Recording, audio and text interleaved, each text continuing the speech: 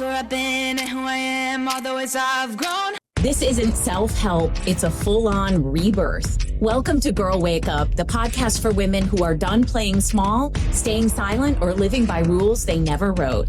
I'm Amy Polacco, journalist, divorce and life coach, and freedom warrior, and I'm here to help you take your power back. Because the system isn't going to save us. We need to save ourselves. So grab your coffee, your courage, and maybe a few curse words. It's time to wake up. Welcome to Girl Wake Up, everybody. I'm Amy Polacco, divorce coach and journalist. And today we are talking about gray divorce because more women are hitting midlife and realizing they've had enough. Maybe that's you out there. You know, enough shrinking, enough settling, enough of doing all the housework, enough carrying the emotional weight of a marriage that no longer works for you. There's nobody better to talk about this than my guest, Susan Guthrie, a nationally recognized family law attorney, mediator, and host of Divorce and Beyond, an amazing podcast I've been on a few times. She recently joined Oprah to talk about gray divorce, adult children, and what happens when these long marriages finally reach the breaking point. So thank you for being here, Susan. We've known each other for a while now. We have, and I'm really happy to be here, and I'm delighted you have Girl Wake Up. Thank you. Thank you. I know you've been a huge supporter, and I appreciate that. I want to tell all of you a little bit more about Susan. She, like I said, is a divorce attorney, mediator, speaker, author, and host of Divorce and Beyond, which is a top 1% global podcast. She was on the Oprah podcast. She has more than 35 years experience helping individuals and families navigate divorce, separation, co-parenting, and life after major transition. She brings clarity and compassion, which I'm sure you will see. She's the former chair of the American Bar Association section of dispute resolution, has received many awards. And I think it's important that you've trained over 25,000 professionals, Susan. So, I mean, she is just a heavyweight in our world and does so much incredible work. Well, you know, it's one of those things after 35 years, I think my best value is to take what I've learned in those 35 years and try and help change what I haven't enjoyed watching happen in this profession over those 35 years. So that's a lot of the reason why I've moved into training, writing, speaking, podcasting. And over those years, Susan, you've seen divorce coaching grow. And I just have to say, I appreciate how you get out there and say, ladies, call a divorce coach before an attorney, right? I mean, that's the drum I'm beating.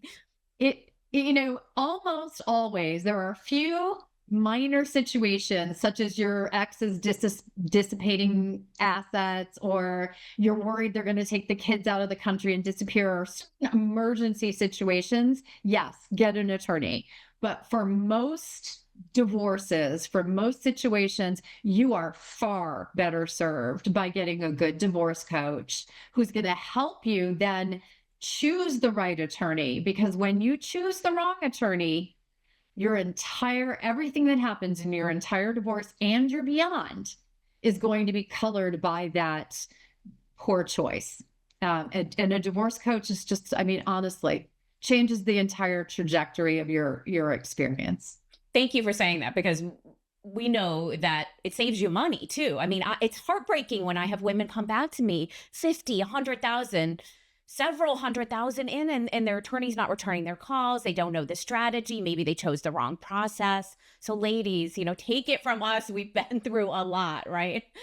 We don't want you to make the same mistakes we made. Well, I always tell clients, right? I think one of the biggest things is I had one client who was going through a high net worth divorce, and she did not have a coach despite my urging. But she had a lot to talk about. She needed to be heard through the process. She had not been heard through her marriage. And so she would call me up and I'd pick up the phone. This is back when people still called each other, right? And she would start the conversations with, I know as my attorney, there's not going to be anything you can do about this, but I need to vent, and you're it. So she would then spend a ridiculous amount of money to talk to me for hours, sometimes at a time. And she's right. as her attorney, I couldn't do anything because they weren't legal issues, right? They Right. weren't things that I could file a motion over or send a letter to the other attorney or do what attorneys can do. And she could have been speaking to someone like a coach who could have actually helped her. So, that one always, she spent so much money. And I Right. commiserated, but that's as a human being, not as her attorney. Right. And I say to clients, when you get that first attorney bill, you're going to probably fall off your chair. You're going to say, wait a minute, I got charged this much for an email. I would have never called about that if I had known. I said, look, we can handle a lot of things. There are many times when I have to say, no, you've got to ask your attorney this, right? I do not give legal advice and that sort of thing, but there's so much that we can do. And I think the biggest misconception people have is that a divorce coach is a luxury, but actually it's going to save you money. It's an investment that will pay huge dividends. Yeah, well, to that, right? And not just the story that I told about my client who needed to vent, but what you just said about helping, you tell people, go talk to your attorney. I don't give legal advice. There are certain things, but I bet you help them craft, very specifically what those questions will be so that when they do speak to their attorney, who's probably charging by the hour and a lot of money by the hour, they're going to be very, on point to what they need to know and get their answers.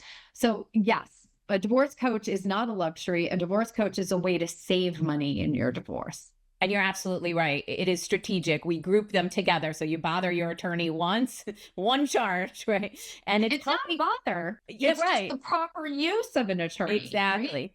That's what your attorney's there for. And keeping those emotions in check, having somebody to bounce it off, like, okay, let's cut this down to the facts here, right? So Right. a lot of, people are overwhelmed, as you know, Susan, and you really, I wish I had had that buddy to help me kind of sort through the information and organize it. So thank you for that. But I want to move on to great divorce. Yes, yes. So you were recently on Oprah talking about great divorce, which was incredible. What do you think people still misunderstand most about divorce after 50, Susan? I think people don't realize that it's next level devastating in all ways, right? People are like, divorce is divorce. And they're not wrong. You're going to probably go through a lot of the same issues, but everything is sharpened by the fact that you are later in life. And it's just, as a person who's, recently entered my 60s, I could tell you the closer you are to retirement, the closer you are to grandchildren rather than children, all of those things. It puts your financial perspective into a different focus. It puts your personal perspective into a different focus. And everything that you had planned is completely upended in a way that's very different because your runway to make changes for that beyond is so much shorter. That's an excellent point. That's so true. And I think a lot of people, well, we talked about Belle Burden's book, Strangers, I have right here. Oh, yeah. For those of you watching, on Everybody's YouTube, talking. right? Everybody's talking about it. I just wrote an article for The Guardian about it, opinion piece about how money can factor into this. But I think, like Belle, for example, she felt like the rug was just pulled right out from under her. If your spouse wants the divorce or if there's infidelity, and sometimes there's financial infidelity, right? Oh yeah, infidelity and unfortunately betrayal takes many forms, right? And often you don't have just one kind of betrayal in a relationship that ends. Very often you can find there were different kinds of betrayal and just loss of trust. That's what a betrayal is. Somebody who abuses your trust. And unfortunately, as Belle Burden found out, so, flagrantly, but what I do think is interesting about Belle's book, and I think, I found in the exercise of writing, is that the betrayals had been going on, the breach of trust had been going on for quite some time. Her blindsidedness was a result of her failing to see those breaches, So I think the interesting conversation is why we as women fail to see those red flags that are waving right in our face. Right. I think a lot of it is societal conditioning, right? Oh, And that we absolutely. trust, we think, okay, I would never do something like that. So we assume someone else would not. We believe people when they say you should stay home. This is a team decision. I'm going to take care of you. You don't have to worry about anything. You raise the kids and take care of the house for us while I, you know, earn this money and maybe go up the corporate ladder for us. But then the us, I often see in the divorces I'm helping out on becomes me, mine, my money, kind of like a toddler in the sandbox with a toy. What do you Yeah. think of that? Oh, I mean, that was universal when I was actually doing divorce work, right? For a stay-at-home, I'll say mom, because even in my 30 some odd years of divorce and seeing changing societal norms, the norm of a stay-at-home dad is even today still Right. a minor number based upon stay-at-home parents. And yes, it's my money. I earned it. You were staying home, laying around watching soap operas and eating bonbons, right? That seems to be the attitude that comes along. And that is something that is talked about, I think, much more often now. Yet it continues to happen all of the time, right? That decision to become a stay-at-home parent, and if we're going to focus on that particular decision, is one that many people make, many women make, without really understanding the very deep and irrevocable Mm, situation that they then put themselves into, right? That the minute you leave your career, the minute you leave it, you will never go back to it in the same place that you left it. And that means financially in that career with the ability to go back and be a breadwinner again in your own life. And, there's no getting that back. You leave for absolutely. 1 year, there is no getting it back. You will now start 1 year behind, from where you were, even if you were to go back after staying out. So, part of it is, and I love that you say it because we were talking about trust a minute ago. A lot of women trust when they are in relationships or going into relationships, signing prenups, doing those things, that their intentions are the intentions of the other person in the room. Exactly. You can't trust. You have to be responsible. Trust is fine, but you have to be responsible for your own life and your own decisions. Right. And that's why I recommend a prenup. There have been stories about how prenups are getting a bump now They after are. Albert and Strangers, right? Or a postnup if you're married and you decide to stay home. You could have a postnuptial agreement. You And should have a postnuptial right. agreement We've if you talked about decide to this. stay home. Right. We've talked about this before, Susan, where we believe that women should get a salary that goes into an account or, Yeah. or an investment account, whatever it is, but some sort of compensation and guarantee because alimony is not what it used to be either.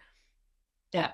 Alimony has changed entirely within the time frame of my career from 35 years ago when it was sort of an automatic thing and it kind of lasted at least until your spouse retired, right? It went on what they would call lifetime. That doesn't even exist anymore, except sometimes in instances of gray divorce, where you have Right. such a long-term marriage. But for your younger person who's getting divorced after a 10-year marriage, even if you were a stay-at-home parent that whole time, you're going to be shocked at what your term of alimony is and the amount of alimony that you receive.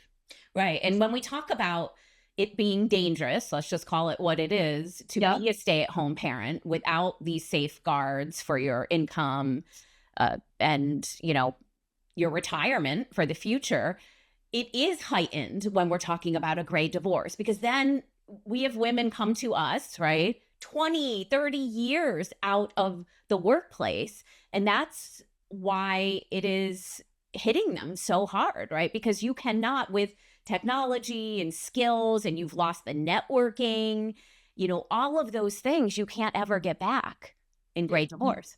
That's what I mean. You really can't. It's one thing I was saying a minute ago. You leave the workforce for a year, come back. Right now with AI and all of the things that are happening, that can put you out of, out of the loop. Things are changing that quickly. But you're right. If you became a stay-at-home parent for 20 years and you're looking to go back to a career, you don't have a career anymore. Unless, I mean, you just don't. That is a reality that people will find whatever it is that you did 20 years ago, even if you were really successful at it, the world and that field have moved on beyond you. And the retraining that you would need to do, and I love that you point out the network, right? Your network of people, it's an entirely Rolodex of folks, right? Right. Most people now the people that you know in your friend group, in your phone, contacts are the other moms. And the people in your world for the past 20 years. And so what you are faced with is, and you will hear this from your spouse, you know this, Amy, well, you can get a job.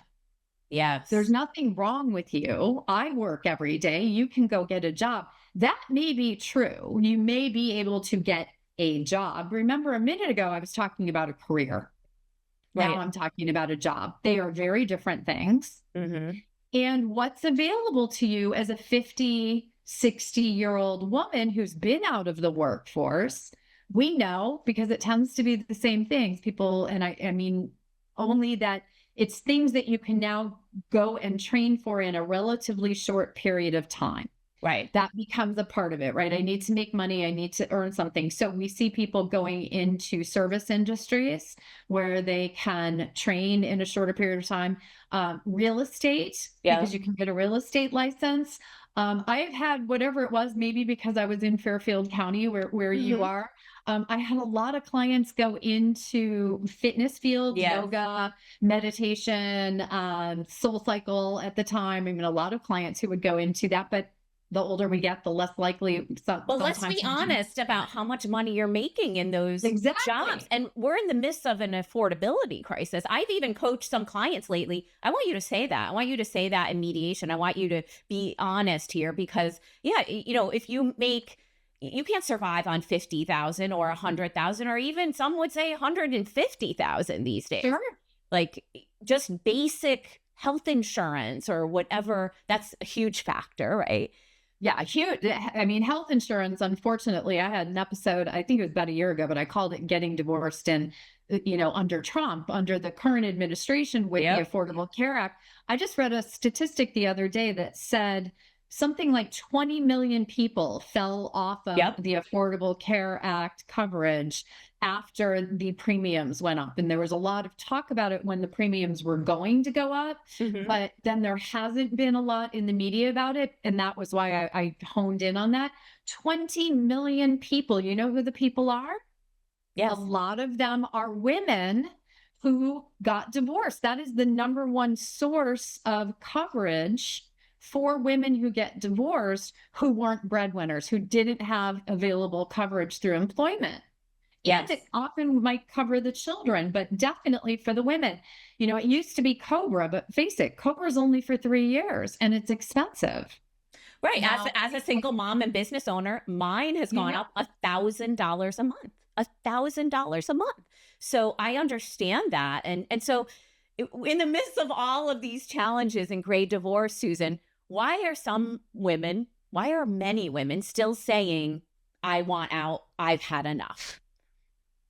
I think there are a convergence of things happening in the world right now that have led to women, and maybe it's a good thing ultimately, but I think it has led to women. It goes to your podcast, girl, wake up. We are waking up, right? Women are waking up and we're ticked.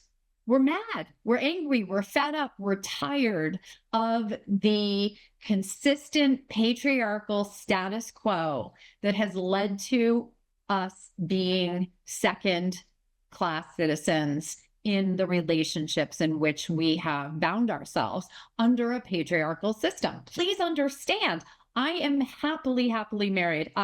For the second time, right? I love marriage. I love being married to my husband, but marriage is a patriarchal system. Yes. That subjugates women in many ways financially, and and we enter into it sort of mindlessly, right?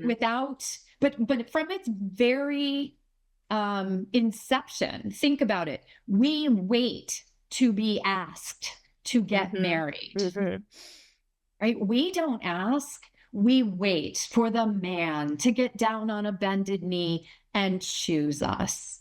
Right. It's like a Disney story, right? Like we focus on the love, the romance, the partnership, and it really is a business deal. And that's where we've got to wake up.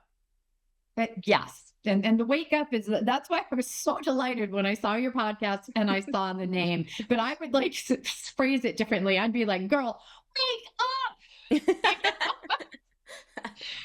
Because that, and I think to go back to your fabulous question, I do think women are waking up, and it's the convergence. It's one of the reasons why I think Bill Burden's book has really struck a nerve in an industry, the divorce industry and media around divorce is usually not popular at all.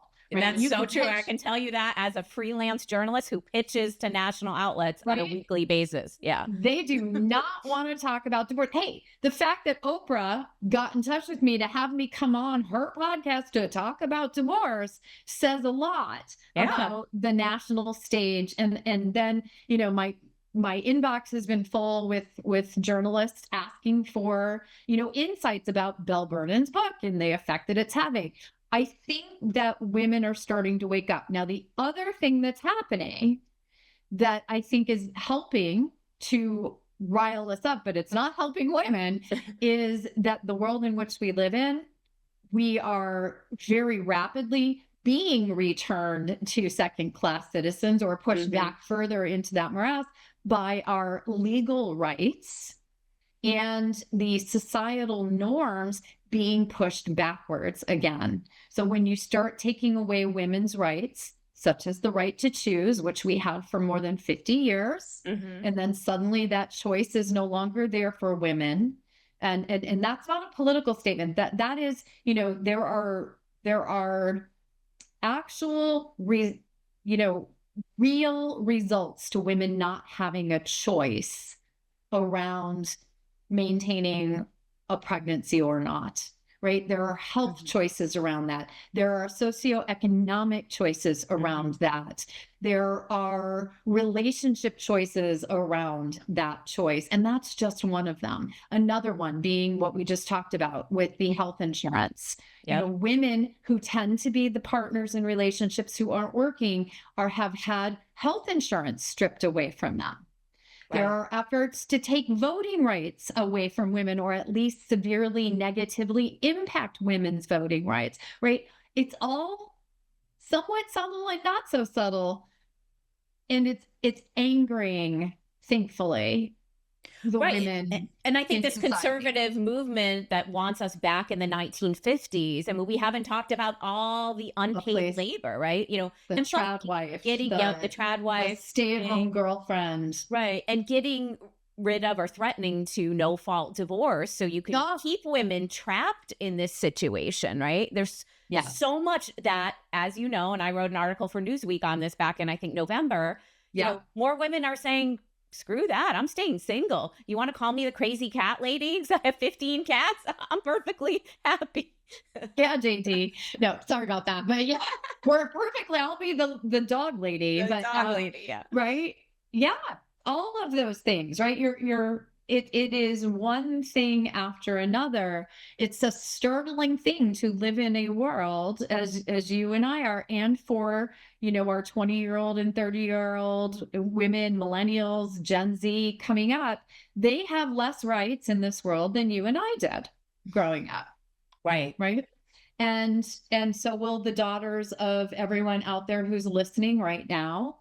And that is another reason why I think women are generally becoming fed up. It's making me think about, and this is just a tangent. You can cut this out if you want, but, No. but there's this show on Netflix right now called Off Campus, and it's about, I've heard about it. yeah. And so I watched it because I was seeing all of these things. And you know what it is? It is men behaving respectfully, purportedly 18, 20-year-old men on a television show, but behaving respectfully and creating safe spaces for women in relationships. And Wow. that is why women of all ages are going nuts watching this show. The men are hot. I'm not gonna kid you. There's a lot of eye candy in the show for sure. But what resonates is a depiction of what relationships that could be normal or normalized look like. Because every time you see a man in this show react, you're expecting him to react in angry because she didn't do something, or offended because you're expecting certain stereotypical responses because they are the norm. Mm-hmm. And instead you see respect and safety in relationships coming from men to women. And you see women empowered in relationships. And that's an anomaly, right? What we see in the manosphere. And look, my son just turned 18 last week, right? I hope I'm raising him to be one of these guys, right? Right. But yeah, so, I mean, do you think that in gray divorce, also there's this factor of the women waiting for the kids to leave the nest, go off to college, and then they're like, phew. Years ago, I think people thought, oh, well, if people get divorced, then it's because they're not focused on the kids anymore and they're kind of stuck spending more time together in retirement. Do you think that still plays a role in this, or a small one?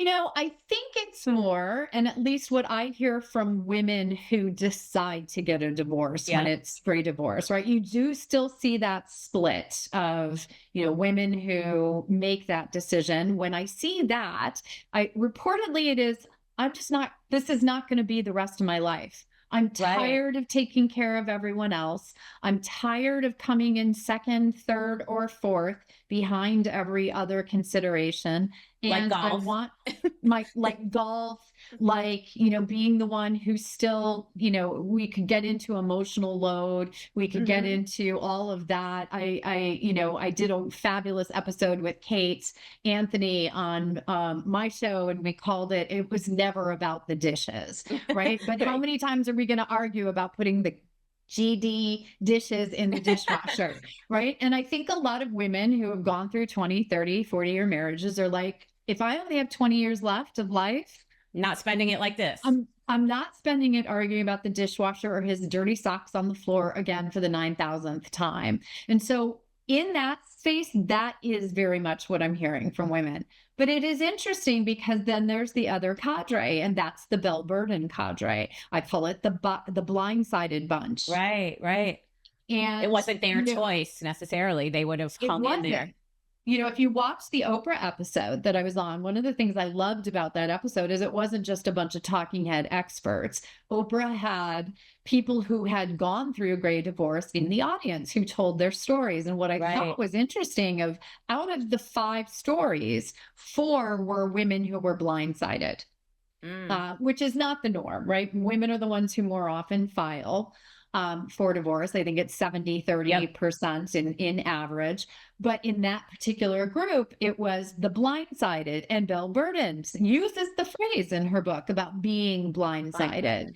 And I think that's the interesting part of all of it, because were you really blindsided, or did you just not see? Right. And also, I would argue, Susan, that Belle and other women who are supposedly blindsided, which I believe they feel that way, in retrospect, are they taking a look at that marriage differently and saying, you know what? Here were the red flags. Here were the things I did. Here's the way I was treated, right? Exactly. That's her book.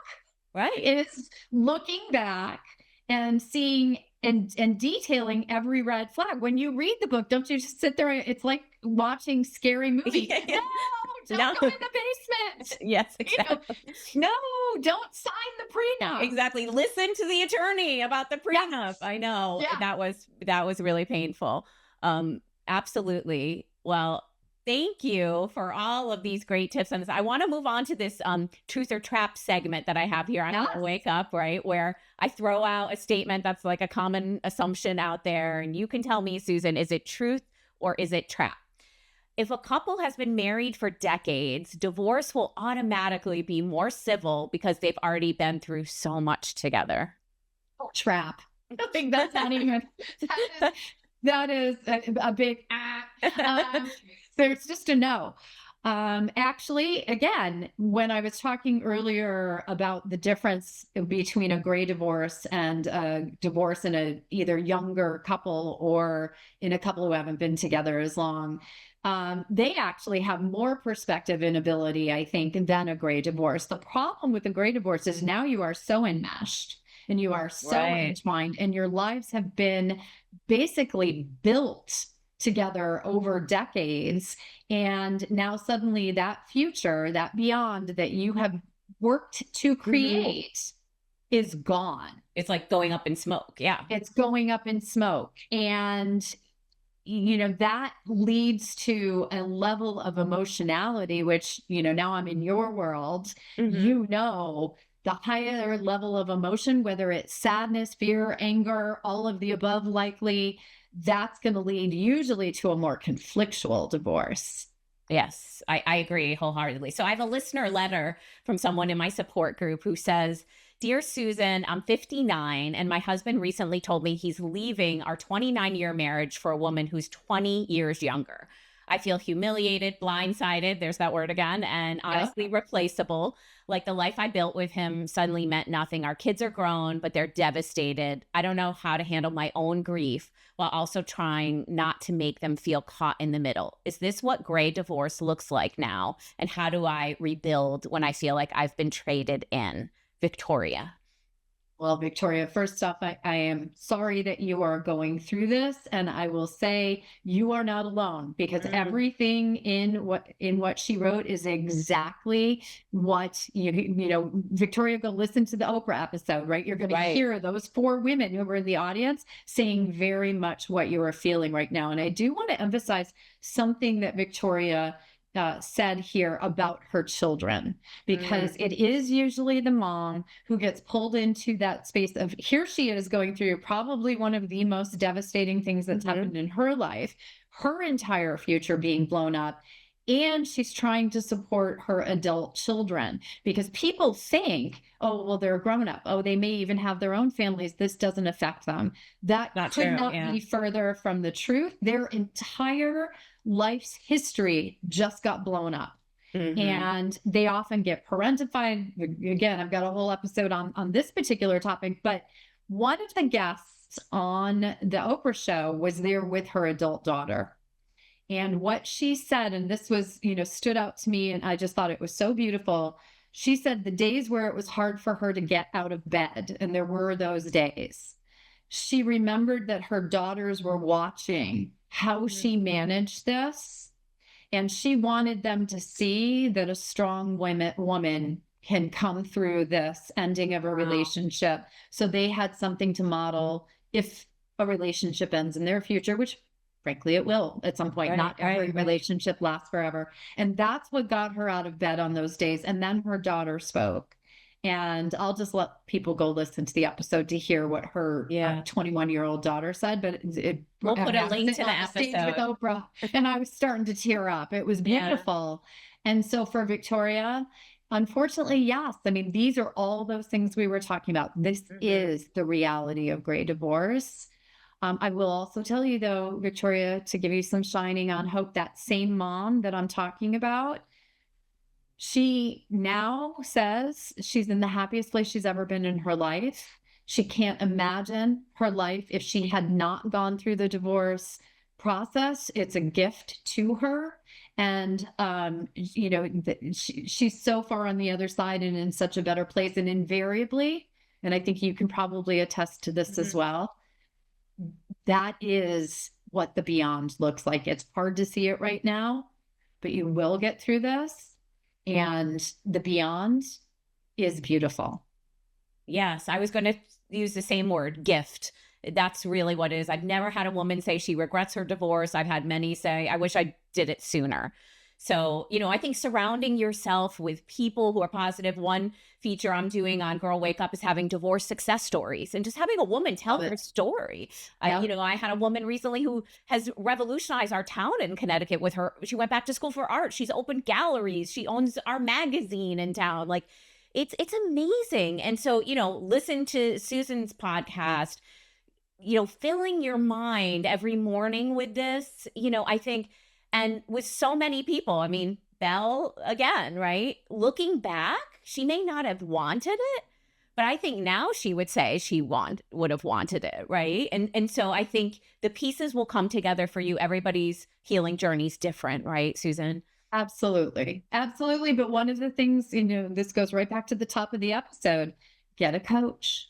Yes. Get a coach to help you through this, because that healing can start during the process. It can. Yes. But you need someone helping you with that. That is not going to just automatically happen. And if you're swirling around in the conflict and the blindsidedness and the overwhelm of trying to take care of yourself and your children, that is when, the healing starts to get pushed off until the beyond.